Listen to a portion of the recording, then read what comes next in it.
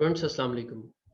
हम box and Jenkins methodology पढ़ रहे हैं और इसको पढ़ते हुए मैंने आपको बताया था कि इसके 4 स्टेप्स होते हैं। Identification, estimation, diagnostic checking and the use of the model. इस सिलसिले में मैंने ऑलरेडी आपको बॉक्स जेंकिंस मेथडोलॉजी का एक इंट्रोडक्शन दे दिया है और उसके साथ-साथ हमने आइडेंटिफिकेशन यानी पहले स्टेप को डिटेल से डिस्कस किया था। इस सेगमेंट में मैं आपके साथ आइडेंटिफिकेशन के साथ बाकी स्टेप्स भी यानी एस्टिमेशन एंड डायग्नोस्टिक चेकिंग को यानी स्टेप 2 और स्टेप 3 को डिस्कस करने वाला हूं विद रिस्पेक्ट टू द यानी by using the R software. यानी आज का हमारा सेगमेंट है कि आर को यूज करते हुए हम बॉक्स जेंकिंस मेथोडोलॉजी, दूसरे लफ्जों में अरीमा मॉडल, हम किस तरह से फिट कर सकते हैं। सो आइडेंटिफिकेशन से रिलेटेड आपके पास ऑलरेडी वीडियो मौजूद है, आप उसे दोबारा से भी देख सकते हैं। That will help you to understand what does mean by actually the identification.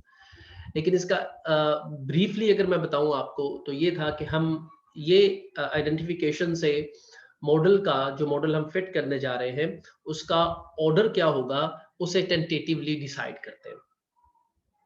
उसको डिसाइड करने के बाद यानी उसका एक अंदाजा लेने के बाद कि मॉडल का ऑर्डर क्या होगा, यानी ऑटो रिग्रेसिव टर्म्स कितनी होंगी, मूविंग एवरेज टर्म्स कितनी होंगी, अगर दोनों शामिल होंगी तो कितनी कितनी टर्म्स शामिल होंगी, ये हम आइडेंटिफाई करते हैं टेंटेटिवली और फिर उसे अकॉर्डिंगली एस्टिमेट करते हैं।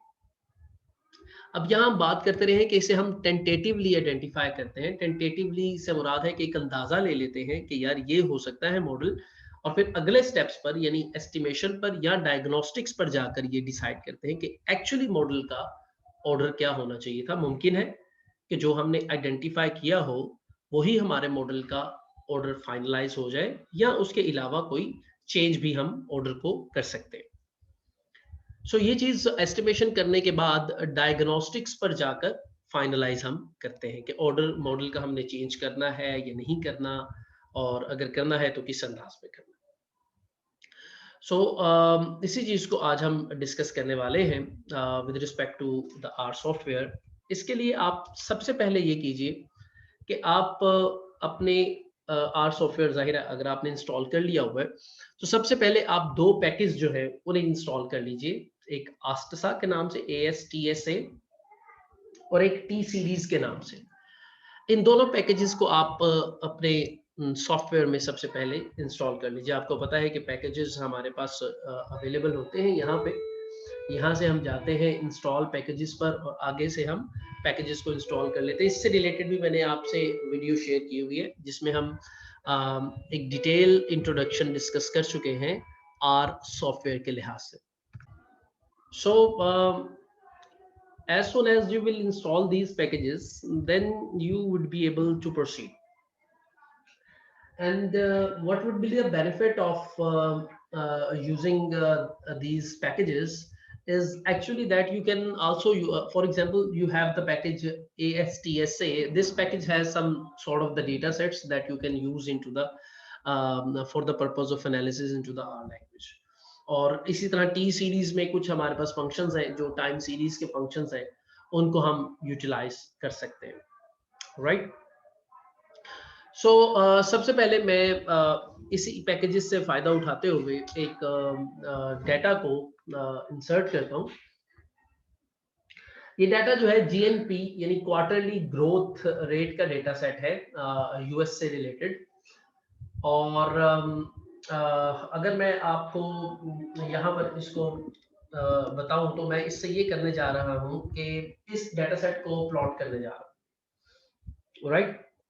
यानी अगर मैं इस तरह से GNP को कॉल कर लूंगा यहाँ पर, तो ये इस सॉफ्टवेयर में मैं इस GNP सॉफ्टवेयर, चूंकि मैंने वो पैकेज लिया हुआ है ऊपर, तो GNP will be called in this program and will be useful as I want to use it, जिस भी अंदाज में मैं उसे यूज करना है। तो मैं इस वक्त इसको GNP का, ये आप यहाँ पर देख सकते हैं, इस वक्त मैं ये कर रहा हूँ कि लॉग ऑफ GNP लेकर इसको प्लॉट करने की कोशिश करूं। मैं सिर्फ GNP को भी प्लॉट कर सकता हूं। देखिए पर्पस ये होता है कि आप जब लॉग लेते हैं तो वैल्यूज को आप छोटा कर रहे होते हैं, अदरवाइज उनकी जो कैरेक्टरिस्टिक्स है वो उसी तरह ही होती है। सो लॉग ऑफ जीएनपी को यहाँ पर हम प्लॉट करेंगे। सबसे पहले ये देखते हैं कि इसका हमें जीएनपी का लॉग ऑफ जीएनपी का ट्रेंड किस तरह से आएगा या प्लॉट किस तरह से आएगा। ये जीएनपी का लॉग मैंने प्लॉट किया है, राइट।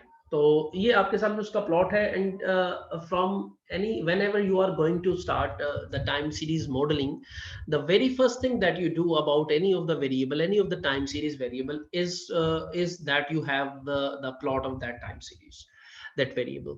So आप उस वेरिएबल का जैसे ही प्लॉट आपके सामने आ जाता है तो इसको ऑब्जर्व कर लेते हैं आप, और इसमें अकॉर्डिंग टू इस डेटा सेट की कुछ कैरेक्टरिस्टिक्स जो आप स्टडी करना चाहते हैं वो इस प्लॉट से आपको उन कैरेक्टरिस्टिक्स के बारे में एक अच्छा अंदाजा हो जाता है।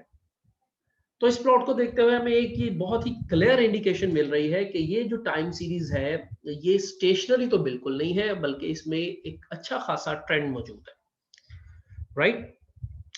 मैं आपको just for the purpose of discussion अगर मैं इस प्लॉट को बंद करूं और यहाँ लॉग ऑफ जीएनपी के बजाय अगर जीएनपी को प्लॉट करूं तो उसकी कैरेक्टरिस्टिक्स क्या होगी वो भी हम देखते हैं। So let me run this command control R. सो आप देख सकते हैं कि तकरीबन उसी तरह की कैरेक्टरिस्टिक्स है। जस्ट ये है कि ग्रोथ रेट की वैल्यूज अगर आप नोटिस करें तो बहुत बड़ी बड़ी हैं, 2000, 4000, 6000, 8000। तो इन वैल्यूज को हमने अगर स्मॉल करना है ताकि हमारा एनालिसिस जरा आसान हो जाए, वैल्यूज छोटी हो जाए, तो हम उनका लॉग लेकर उनको प्लॉट कर लेते हैं और फिर अकॉर्डिंगली हम उसको फर्दर स्टडी कर सकते हैं। So let me again find the plot of log of GNP. So we have the trend here. We have the trend here with respect to the time. It is starting from 1950 to 2000. अब आप लोगों को याद होना चाहिए, मैंने आपको बताया था कि अगर आपके डाटा सेट में ट्रेंड मौजूद है, data set time series variable stationary नहीं है, तो हम आर्मा मॉडल्स नहीं, यानी auto regressive moving average model नहीं लगा सकते, बॉक्स-जेंकिंस मेथोडोलॉजी अप्लाई नहीं कर सकते। The first and vital requirement to apply the Box Jenkins और ARMA models is that the time series should be stationary. अब अरीमा में auto regressive integrated moving average model उसे हम पढ़ते हैं। इंटीग्रेटेड का मतलब यही है कि हम उसे स्टेशनरी बनाना। ये बात भी मैं आपसे पहले डिस्कस कर चुका हूं कि हम एक नॉन स्टेशनरी टाइम सीरीज को किस तरह से स्टेशनरी बनाते हैं। आप उसको दूसरी वीडियोस में देख सकते हैं। टाइम सीरीज की इस जो प्लेलिस्ट है इसमें आप इसे देख सकते हैं। कहने का मतलब ये है कि अगर आप अरीमा मॉडल्स की तरफ जा रहे हैं, auto regressive moving average model की तरफ जा रहे हैं, तो आपको पहले उसे इंटीग्रेट करना पड़ेगा, यानी इसे पहले आपको स्टेशनरी बनाना पड़ेगा। So first you will make a non-stationary time series. First you would have to convert it into a stationary time series, and then you would be able to apply the Box-Jenkins further steps. I mean the identification फिर आप कर सकते हैं और estimation की तरफ फिर आप जा सकते हैं अगर आपके पास एक stationary time series।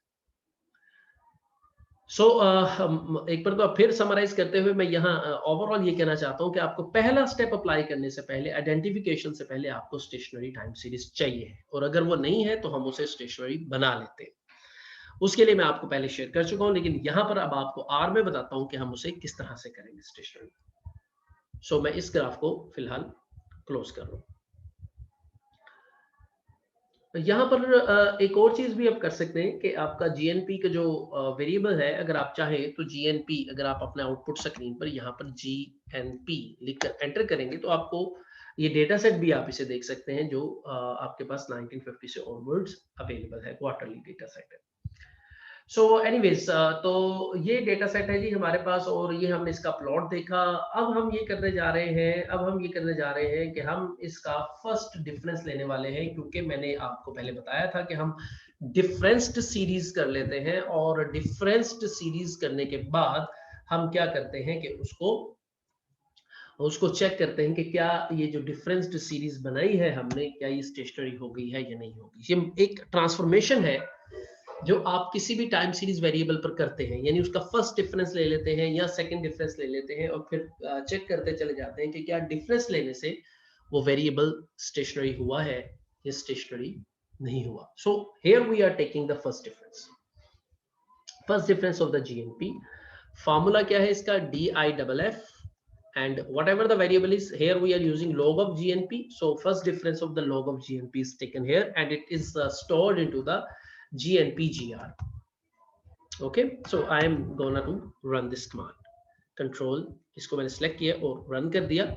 So GNPR यहाँ पर हमारे पास वेरिएबल आ गया जो कि log of GNP का फर्स्ट डिफरेंस है. नाउ आप असल में ये करने जा रहे हैं कि आप ये चेक करने जा रहे हैं कि आपने अगर इसका फर्स्ट डिफरेंस ले लिया है तो क्या ये फर्स्ट डिफरेंस लेने के बाद जो फर्स्ट डिफरेंस्ड सीरीज, जो कि एक ट्रांसफॉर्मेशन ही आप इसे कह सकते हैं, जो फर्स्ट डिफरेंस्ड सीरीज आपके पास आई है, क्या वो सीरीज आपकी स्टेशनरी सीरीज बन चुकी है या स्टेशनरी सीरीज नहीं बन चुकी? तो इसका पहला आइडिया याद रखिएगा, जो ग्राफिकल रिप्रेजेंटेशन होती है वो एक आपको अच्छा आइडिया दे देती है. ये पहला आइडिया आप जब भी इस चीज का लेते हैं वो हमेशा ग्राफ से लेते हैं. तो मैं अब इसको प्लॉट करने जा रहा हूँ GNP GR को, जो कि हमारा फर्स्ट डिफरेंस्ड सीरीज है. ये हिस्सा है इसका, इसको मैं प्लॉट करता हूँ. कंट्रोल आकर के इसको मैं रन कर सकता हूँ. Now you can see that, आपको यहाँ पर नजर आ रहा होगा कि अब डाटा में किसी तरह का ट्रेंड तो नहीं है, जो कि पहले बड़ा साफ तौर पे आपको नजर आ रहा था GNP का जब हमने प्लॉट किया था. अगर मैं आपको दोबारा वो प्लॉट करके दिखाऊं तो GNP का प्लॉट था कुछ इस तरह से. ये GNP का लॉग जो था, जो लॉग लिया था, ये उसका प्लॉट था, जिसको हमें देखते ही अंदाजा हो गया था कि इसमें बड़ा वाज़ेह तौर पर ट्रेंड मौजूद है. सो ये एक नॉन स्टेशनरी टाइम सीरीज है. इसको स्टेशनरी बनाने के लिए हमने फर्स्ट डिफरेंस दिया, जिसकी कमांड मैंने आपको ये बताई, और इसके बाद हमने इसको प्लॉट करके देखा. तो इसको जब हमने प्लॉट किया फर्स्ट डिफरेंस को, तो हमारे पास ये आया, जिसमें हमें साफ तौर पे नजर आ रहा है कि इसमें ट्रेंड मौजूद नहीं है, ट्रेंड रिमूव हो गया. तो प्रोबेबली मीन इसमें स्टेबल है और प्रोबेबली ये अब एक स्टेशनरी टाइम सीरीज हो. सो ये ग्राफ हमें एक अच्छा अंदाजा दे रहा है इस बारे में कि अब हमारी टाइम सीरीज को, जो हमने फर्स्ट डिफरेंस किया है, फर्स्ट डिफरेंस करने के बाद उसमें किस तरह का चेंज आया है. लेकिन जाहिर है हम अभी भी श्योर नहीं है, क्योंकि graphical representation is always subjective. ये हमें एक अच्छा आइडिया दे देती है. मे भी हम समटाइम इससे लेकर श्योर हो जाए. जैसे भी हमें ट्रेंड नजर आ रहा था तो हम बड़ा वाज़ेह तौर पे कह सकते हैं कि नहीं यार, इस पर हमें कोई न्यूमेरिकल मेथड लगाने की जरूरत नहीं, बड़ा क्लियर इंडिकेशन हो रही है कि इसमें ट्रेंड मौजूद है. और यहाँ हमें क्लियर इंडिकेशन हो रही है कि इसमें ट्रेंड मौजूद नहीं है. लेकिन प्रोबेबली अगर इसका मीन स्टेबल नहीं है तो प्रोबेबली वेरिएंस स्टेबल हो या ना हो, लग तो रहा है कि स्टेबल ही है, तो हम क्यों ना उसको टेस्ट कर लें. तो आप जब भी करने जा रहे हो टाइम सीरीज एनालिसिस, फर्स्ट जब आप ग्राफिकल रिप्रेजेंटेशन से एक अच्छा आइडिया ले लें, तो फिर आप स्टेशनरी टेस्ट करने के लिए ऑगमेंटेड डिकी फुलर टेस्ट को भी अप्लाई कर सकते हैं. तो ADF test for the time series, stationary of the time series. ये टेस्ट आप लगा लें. GNP जिसको हमने पहले देखा था ट्रेंड के लिए, पहले उसके लिए मैंने कमांड लिखी है. ये कमांड है ADF टेस्ट की, GNP पर भी और GNP GR पर भी. ठीक है, इस दोनों पर हम इसको अप्लाई कर सकते हैं. GNP GR and GNP is the augmented decay Fuller test for the time series before the transformation, and GNP GR is the time series after the transformation. Okay, तो मैं पहली कमांड रन करता हूं. Okay, control R. सो आप यहां पर देख सकते हैं कि ये जो ऑगमेंटेड डिकी फुलर टेस्ट का रिजल्ट है, इसका जो सबसे पहले तो इसका हाइपोथेसिस आप अपने माइंड में रखें. इसका हाइपोथेसिस है, नल हाइपोथेसिस जो है वो है time series is not stationery.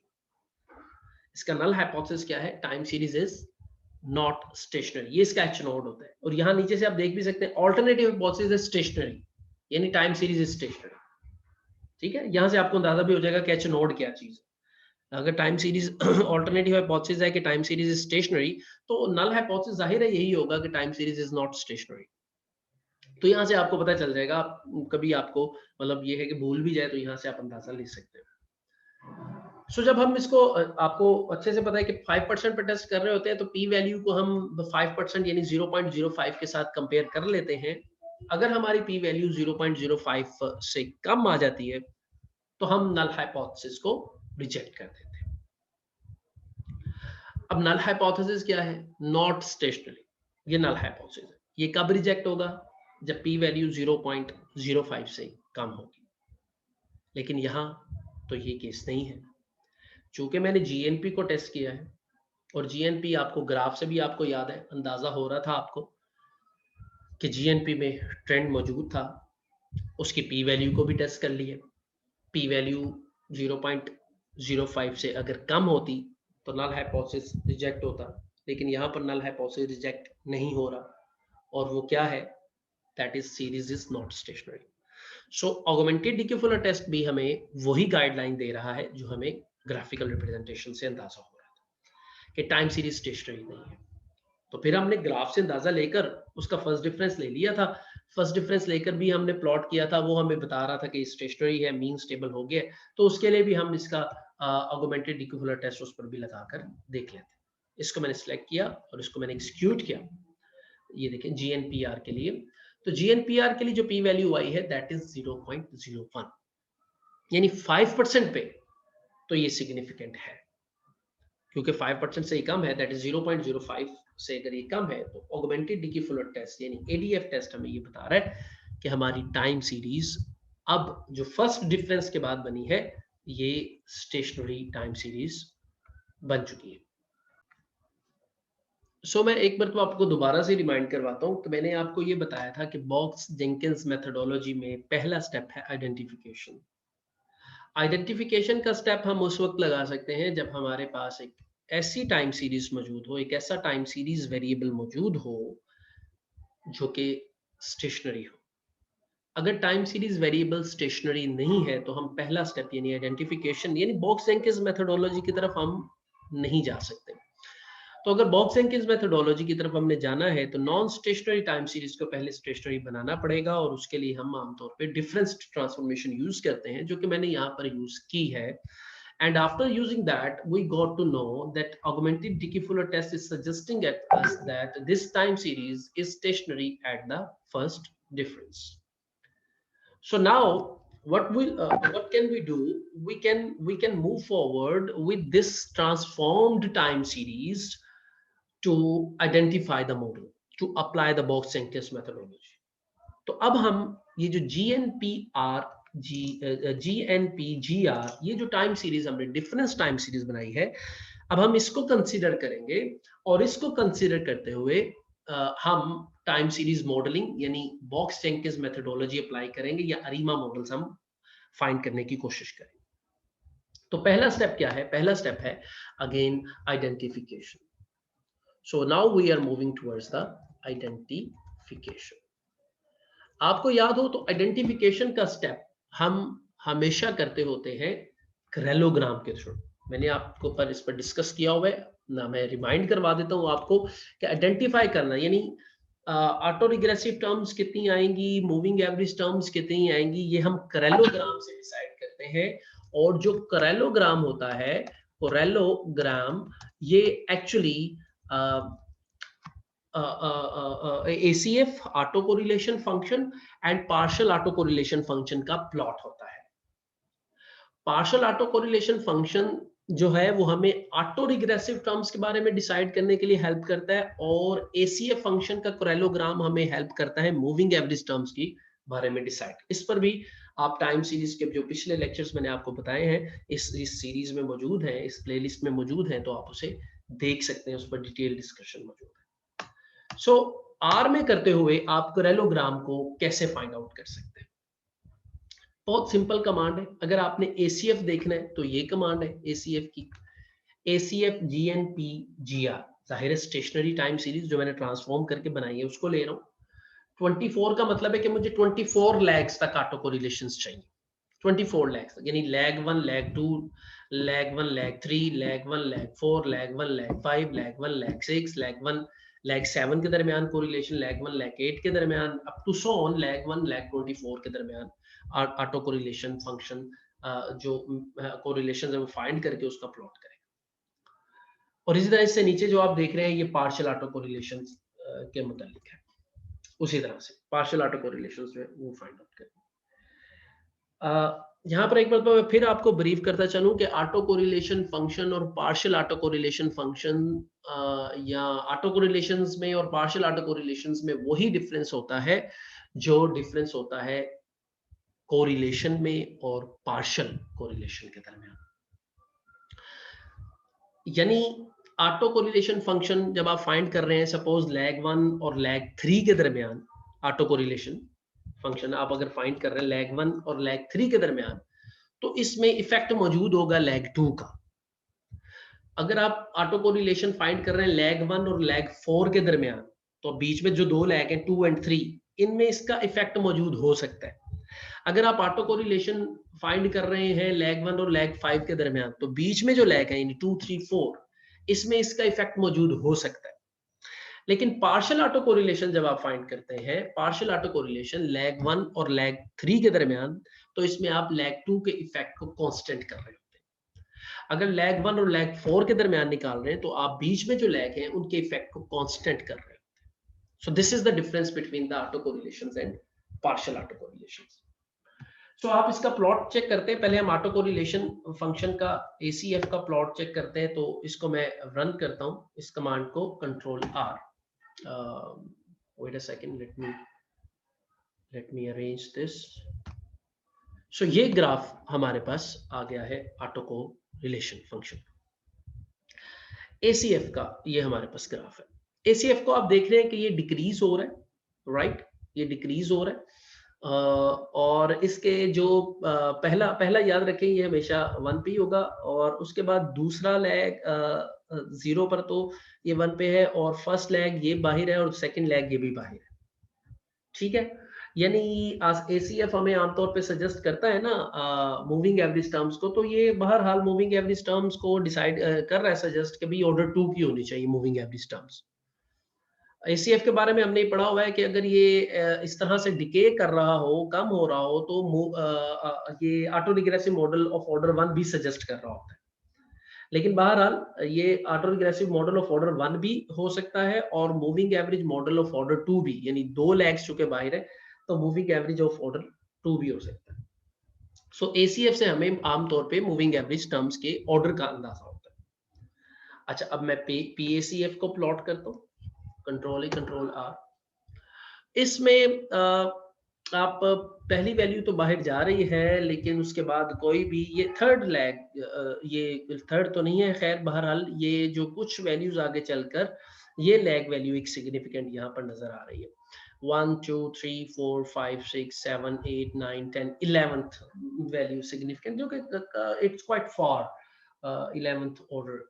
तो जब हम थोड़े से दूर चल के कोई वैल्यूज इस तरह से सिग्निफिकेंस शो कर रही हो, तो हम उनको कंसिडर नहीं कर रहे होते हैं, इवन टेंटेटिव आइडिया लेने के लिए भी, क्योंकि इतनी दूर जाकर पार्शियल ऑटो कोरिलेशन शो करना, जबकि पहली वैल्यूज क्लोजर वैल्यूज के दरमियान कोरिलेशन ना हो, तो फिर हम उसको कंसिडर नहीं कर रहे होते। इसकी कोई और वजूहात भी हो सकती है। सो एनीवेज, सिंपली सेइंग कि हम जो है इससे पार्शियल ऑटो कोरिलेशन से हम आइडिया ले रहे होते हैं ऑटो रिग्रेसिव टर्म्स का। तो यहाँ पर हम इसको ट्राई कर भी सकते हैं, but it's quiet for model को लेते हुए जो है वो उसमें सेंस ये होती है, लॉजिक ये होती है कि बहुत ज्यादा दूर की टर्म्स नहीं लेनी होती, क्योंकि उनके दरमियान हमेशा इतना स्ट्रॉन्ग कोरिलेशन नहीं होता।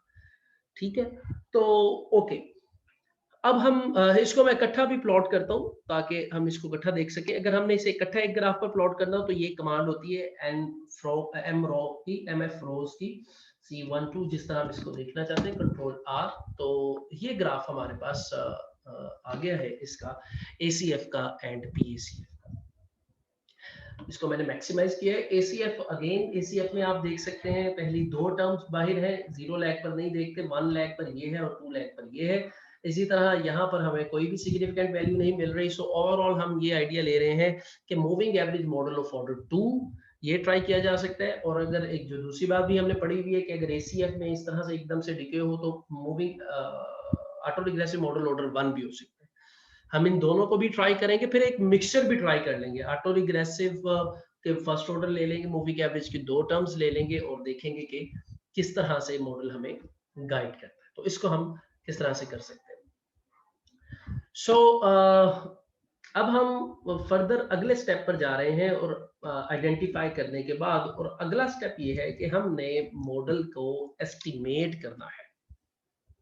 तो मॉडल की जो एस्टिमेशन का स्टेप है आर में, तो वो आप इस कमांड के थ्रू कर सकते हैं। आई होप मैं इसको अगर बंद कर दूं ताकि आप इसे प्रॉपर्ली देख सकें। So this is the command for the ARIMA model. This is the command. इस कमांड को एक मरतबा आप समझ लें, बड़ी आसान सी कमांड है, कोई मुश्किल नहीं है। अगर आपको एक मरतबा समझ आ जाए तो आप इसे आसानी से आगे चलकर यूज कर सकते हैं। सो कमांड है जी अरीमा GNP-GR। अगेन हमने डिफरेंस्ड सीरीज को कंसिडर किया है। Order is equal to 101। Please remember that कि दिस इज एक्चुअली, अगर मैं आपको यहां लिख दूं ऑर्डर को, कि ऑर्डर जो है एक्चुअली कुछ इस तरह से जाहिर किया जा रहा है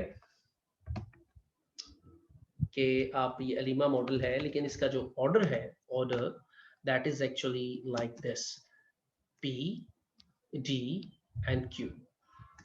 यानी जो पहली वैल्यू है, पहली वैल्यू ये P को जाहिर कर रही है, ऑटो रिग्रेसिव टर्म्स को जाहिर कर रही है, कितनी ऑटो रिग्रेसिव टर्म्स आएंगी। ये जो दूसरी वैल्यू है ये जाहिर कर रही है कितने में डिफरेंस लेना है या नहीं लेना। यानी हमारी जो सीरीज है फर्स्ट डिफरेंस टू सीरीज है ना, तो डिफरेंस लेना है या नहीं लेना। ओके, इस पर भी बात करते हैं। और ये जो Q है ये रिप्रेजेंट कर रहा है कि मूविंग एवरेज टर्म्स कितनी आएंगी, राइट। सो ऑर्डर को आप कुछ इस तरह से समझ लें कि जो पहली वैल्यू है that is representing the autoregressive terms, दूसरा डिफरेंस, एंड जो थर्ड है that is representing moving average term. Okay, अब आपने बाकी तो ठीक है, P और Q के बारे में तो ठीक है, लेकिन D को जरा समझ लें। अगर तो आप ऑलरेडी यहां पर डिफरेंस्ड सीरीज यूज कर रहे हैं, अगर तो ऑलरेडी डिफरेंस्ड सीरीज यूज कर रहे हैं तो फिर यहाँ 0 रखें, वरना वो अगर आप इसे यहाँ पर 1 कर देंगे ना तो वो इस डिफरेंस्ड सीरीज का एक और डिफरेंस ले लेगा। उसे तो नहीं पता ना कि आपने यहाँ पर सॉफ्टवेयर को, नहीं, software is not as intelligent कि ये GNP या GR यहाँ यूज कर रहे हैं, ये ऑलरेडी डिफरेंस्ड है, उसे नहीं पता। उसने आपने जो भी यहाँ पर इसको आपने दे देनी है, जो भी वेरिएबल यहाँ पर दे देना है, अगर आप यहाँ इसे 1 कर देंगे तो वो उस वेरिएबल का फर्दर डिफरेंस ले लेगा। आई मीन अगर मैं यहाँ ये जो GNP-GR है, ये डिफरेंस यहाँ हमने डिफरेंस किया हुआ है ना, अगर आप वापस थोड़ा सा यहाँ पर आए, इस हिस्से पर हमने इसे डिफरेंस किया हुआ है ना, लॉग ऑफ GNP को। तो अगर मैं यहाँ सपोज डिफरेंस नहीं करता और लॉग ऑफ GNP को यहाँ पर यूज करूंगा, लॉग ऑफ GNP को, तो फिर मुझे यहाँ पर 1 लेना चाहिए कि यहाँ पर वो इसका फर्स्ट डिफरेंस ले लेगा दोबारा से, और मुझे पता है कि फर्स्ट डिफरेंस पर वो स्टेशनरी है तो फिर हो जाएगा। लेकिन अगर मैं ऑलरेडी डिफरेंस्ड सीरीज यूज कर रहा हूं तो फिर मुझे यहाँ पर 0 ही रखना है ताकि वो उसका दोबारा से एक और डिफरेंस ना ले ले। अगर मैं 1 कर दूंगा तो वो उसका सेकंड डिफरेंस को कंसीडर करेगा। So at the moment I am keeping it 0 and further I am also keeping it 0, यानी मूविंग एवरेज टर्म को भी मैंने 0 कर दिया। और ऑटो रिग्रेसिव, इस वक्त ये ऑटो रिग्रेसिव मॉडल बन गया है ऑर्डर 1 का, डिफरेंस्ड सीरीज पर। ओके, तो मैं इसको रन करता हूं। एक और चीज आप नोटिस कर लें कि ये मॉडल रन करने के बाद मैंने इसे फिट के नाम से एक वेरिएबल कह ले उसमें स्टोर करवाया हुआ है, यानी इस मॉडल का जो ओवरऑल रिजल्ट है वो फिट में स्टोर हो जाएगा। So I am running it, I am executing it. So execute it. Execute करने के बाद अगर मैं फिट लिखकर एंटर करूंगा तो इसके रिजल्ट्स मुझे नजर आएंगे। तो रिजल्ट्स कुछ इस तरह से हैं। अरीमा X100 के ये AR model auto regressive AR1 आपको उसने शो कर दी है यहाँ पर भी। तो यहाँ से आपको अंदाजा होगा कि ये AR का रिजल्ट आ रहा है। ये इसके जो है कोएफिशिएंट्स की वैल्यूज है, और ये इसका अकाइक इंफॉर्मेशन क्राइटेरिया है जो आपको यहाँ से मिल रहा है। अकाइक इंफॉर्मेशन क्राइटेरिया एक डायग्नोस्टिक चेकिंग में से एक डायग्नोस्टिक चेक है जिस पर मैं अभी थोड़ी देर में बात करूँ।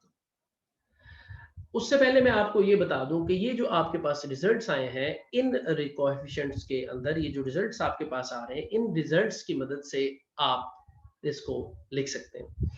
ये आपकी इंटरसेप्ट की टर्म है, और ये आपकी ऑटो रिग्रेसिव की टर्म है।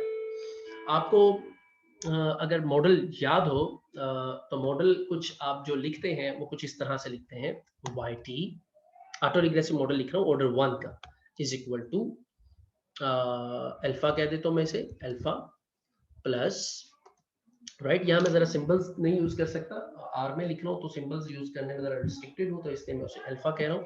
अल्फा ये कांस्टेंट टर्म होगी ना, जिसे आप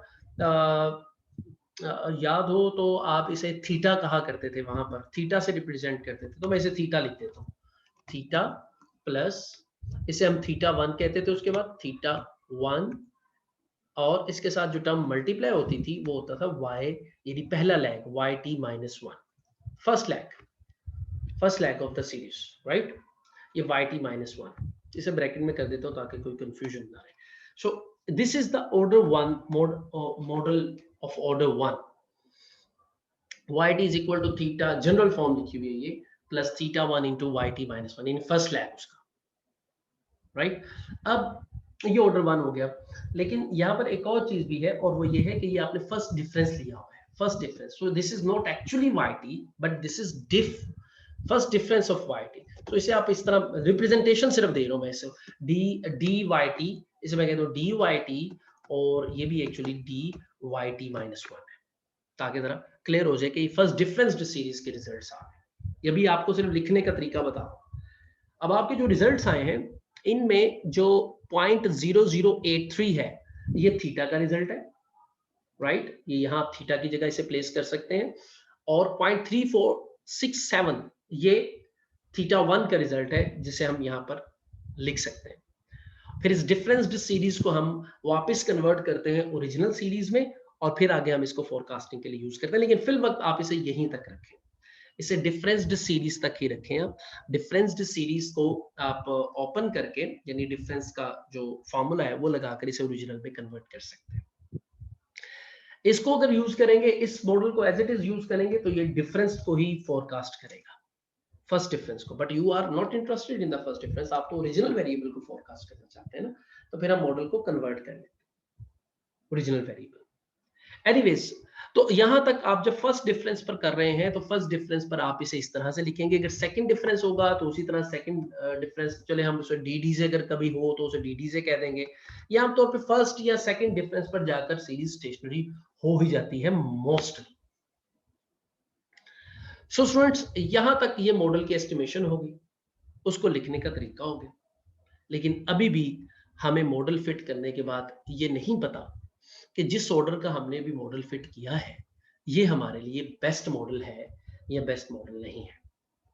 मसलन मैं कहता हूँ नहीं, मुझे, अच्छा चलो ठीक है, ये तो आ गया एक मॉडल मेरे पास, जाहिर है, अब जैसे उसने सजेस्ट किया था हमें आइडेंटिफिकेशन में, हमें सजेशन था AR1 मॉडल फिट कर ले, ये आ गया हमारे पास, इसे हमने नोट कर लिया, इसके हम डायग्नोस्टिक्स भी देख लेते हैं अभी। लेकिन मैं ऐसे ही आपको यहाँ पर बताता हूँ, अगर आपने एक और मॉडल लगाना हो, मूविंग एवरेज मॉडल लगाना हो, तो यहाँ पर आप 2 लगा देंगे, तो ये moving average of model order 2 का फिट हो जाएगा। एनीवेज, मैं इसे नहीं करता हूँ क्योंकि मैं अभी एक मॉडल किया है हमने, that is the auto regressive model of order 1, इसे हमने यहाँ पर इक्वेशन की फॉर्म में भी लिखा है। अब मैं आपको पहले ये बताता हूँ कि इस मॉडल के डायग्नोस्टिक्स आप ने क्या देखने हैं और कैसे देखने हैं, ताकि उसके बाद फिर आप जितने भी मॉडल फिट करें मुख्तलिफ ऑर्डर्स के, मूविंग एवरेज ऑर्डर 2 का फिट कर दें, 1 का फिट कर दें, मिक्स्ड मॉडल फिट कर दें, आपने यही डायग्नोस्टिक्स देखने होंगे, और इन डायग्नोस्टिक्स की बेसिस पर आप एक मॉडल को फाइनलाइज करेंगे। तो मैं आपको किसी एक, यानी अभी जो मैंने मॉडल फिट किया है, इसी मॉडल के लिए आपको मैं फाइनलाइज कर देता हूँ कि वो एक्चुअली है क्या। So let's move forward for the diagnostic checking. तो डायग्नोस्टिक्स करते हुए मैं आपको थोड़ी सी कुछ चीजें रिमाइंड करवाना चाहता हूँ। मैं आपको रिग्रेशन रिमाइंड करवाना चाहता हूँ। मैं चाहता हूँ आप थोड़ा सा याद करें कि जब हम रिग्रेशन करते हैं, सिंपल लीनियर रिग्रेशन या मल्टीपल लीनियर रिग्रेशन, तो वहां पर हमारे कुछ डायग्नोस्टिक्स होते हैं जो मोस्टली रेजिडुअल्स पर बेस करते हैं। वो बेसिकली असम्पशंस होती हैं रिग्रेशन की, जिन्हें हम टेस्ट करते हैं। जिनमें आपको याद हो तो हम कहते हैं residuals should be independently distributed, it should have zero mean, constant variance, right, and there are some other commands as well. तो मैं उस पर डीप जाने की बजाय आपको एक जस्ट मैंने टच दिया, यहाँ पर भी बिल्कुल होता है, ये एक रिग्रेशन है ना, कि आपने ओरिजिनल को रिग्रेस कर दिया है उसकी लैग वैल्यूज पर, एक वेरिएबल को उसकी लैग वैल्यूज पर रिग्रेस किया हुआ है, आप यहाँ पर देख सकते हैं, ये एक रिग्रेशन है, right, this is a regression. तो इसको हम कंसिडर कर रहे हैं, इस रिग्रेशन को हम कंसिडर, ये इसको हम जाहिर है एक रिग्रेशन कंसिडर कर रहे हैं। तो इसके यहाँ पर भी अरीमा के भी जो डायग्नोस्टिक्स हैं वो इसके रेजिडुअल्स पर डिपेंड करते हैं। तो हमें सबसे पहले जो भी मॉडल हम फिट करने जा रहे हैं उसका हमें रेजिडुअल चाहिए। मैं इस इक्वेशन को यहाँ से डिलीट कर रहा हूँ। Okay, alright, look at the diagnostics. हमें सबसे पहले रेजिडुअल्स चाहिए, क्योंकि हमने रेजिडुअल से क्या क्या टेस्ट करने जा रहे हैं।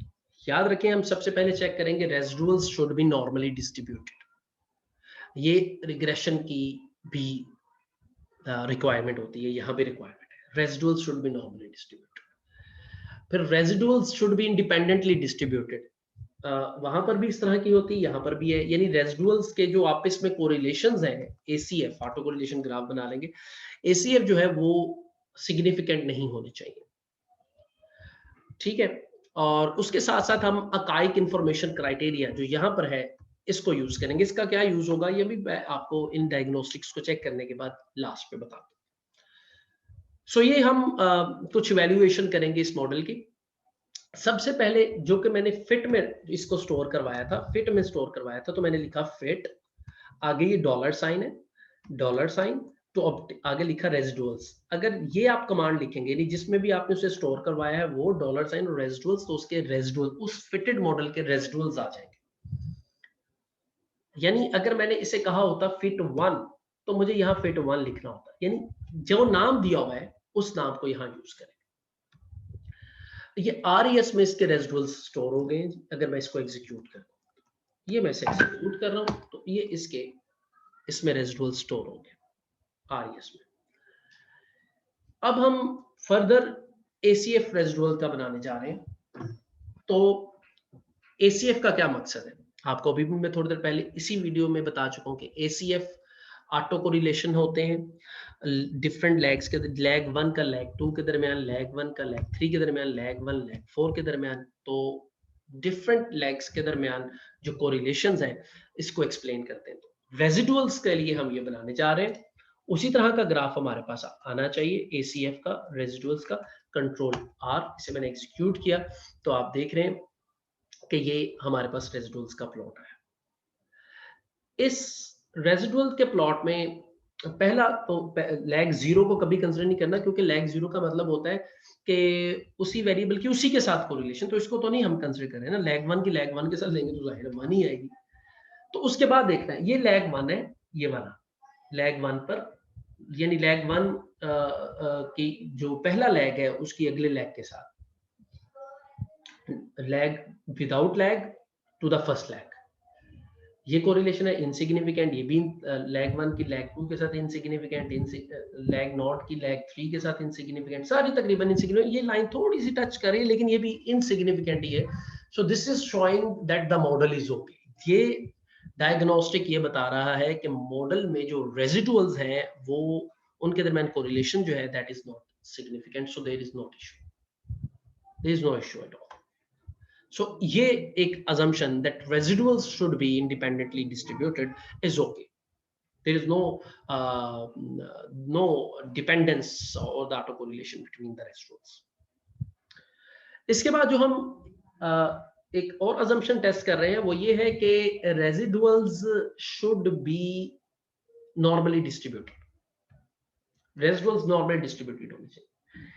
इसके लिए भी हम एक ग्राफ भी यूज करते हैं और टेस्ट भी। मैंने यहाँ पर दोनों आपको बताने जा रहा हूँ। जो ग्राफ हम यूज करते हैं वो है QQ graph for the residuals control R, जिसमें इन दोनों कमांड्स को आपने इकट्ठा लिखना है। एक कमांड तो ये जो आपको डॉटेड लाइन नजर आ रही है इसके लिए है, और एक आपको ये जो सॉलिड लाइन नजर आ रही है इसके लिए है, ठीक है। तो ये सॉलिड लाइन ये बता रही है कि जो डॉटेड लाइन है ना, रेजिडुअल्स जो एक्चुअली है, इनको इसके ऊपर ऊपर होना चाहिए, इस लाइन के ऊपर ऊपर। अगर इस लाइन के ऊपर ऊपर है तो ये समझ लें कि नॉर्मली डिस्ट्रीब्यूटेड है। बेसिकली ये जो लाइन होती है ना, ये किसी भी डिस्ट्रीब्यूशन जिसका फिट चेक कर रहे होते हैं, या तो हम नॉर्मल का फिट चेक कर रहे हैं ना, जिसका भी फिट चेक कर रहे होते हैं ये उसके लिए होती है। यानी अगर मैं वेबल चेक कर रहा हूँ तो ये वेबल का होगा, जिसकी भी हो, तो उस लाइन के ऊपर ऊपर होना चाहिए उन रेजिडुअल्स को, जिस भी वेरिएबल को टेस्ट कर रहे हैं। तो यहाँ से एक अंदाजा तो ये हो रहा है कि ये ऊपर तो है लेकिन कुछ वैल्यूज बहरहाल दूर दूर भी हैं। सो आइडिया हो रहा है कि शायद ये नॉर्मल ना हो, but we can't be sure about it. Again this is descriptive method. अगर पूरा लाइन के ऊपर ऊपर, ये बहुत थोड़ा बहुत चलो आगे पीछे हो जाता है, ये थोड़ा सा ज्यादा लग रहा है। सो हम इसका एक न्यूमेरिकल टेस्ट है जो शपीरोविक टेस्ट, वो हम यहाँ पर अप्लाई करने जा रहे हैं, उसको अप्लाई कर लेते हैं। याद रखें इसका जो नल हाइपोथेसिस है वो ये है, वेरिएबल इज नॉर्मली डिस्ट्रीब्यूटेड। इसको हम एग्जीक्यूट करते हैं, कंट्रोल आर, पी वैल्यू 0.00 जो कि 5% यानी 0.05 से जाहिर है कम है। एच नोट रिजेक्ट हो रहा है। एच नोट क्या था, variable is normally distributed, so it is suggesting that the variable is that the residuals is not normally distributed. तो ये एक अजम्पशन वायलेट, जब एक अजम्पशन वायलेट हो रही हो तो उस मॉडल को तो हम लेकर आगे चल ही नहीं सकते ना, आपने उस मॉडल को छोड़ देना वहां पे।